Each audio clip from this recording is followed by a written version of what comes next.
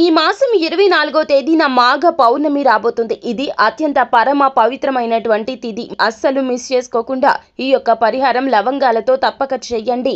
లవంగాలు ఎంతో శక్తివంతమైనవి. లవంగాలతో చేసే ఏ పరిహారం కూడా ఫలితం సిద్ధించక మానదు, ఖచ్చితంగా సిద్ధిస్తుంది.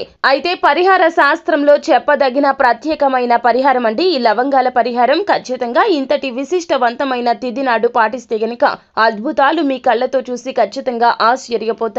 ఈ పరిహారానికి మీకు కావాల్సింది కేవలం 7 లవంగాలు. పూర్తిగా పువ్వు ఉన్న లవంగాలు తీసుకోండి, ఎక్కడా డ్యామేజ్ అవ్వకుండా ఉండాలి. అలాగే ఈ లవంగాలతో మనం దీపాన్ని వెలిగించాలి. అందులోన ఇది నాడు సాయంత్రం 7 గంటలు దాటాక ఇంటి ప్రధాన గుమ్మం దగ్గర ఎడమ దిక్కున మట్టి దీపం మాత్రమే వెలిగించాలి. మట్టి ప్రమిదలో ఆవు నేతిని లేదా నువ్వుల నూనెను పోసుకొని ఒక వత్తి, మనం 2 వత్తులను ఒక వత్తిగా గావించి అందులో 7 లవంగాలను వేసుకోవాలి. ఆ తర్వాత మీరు ఈ యొక్క దీపాన్ని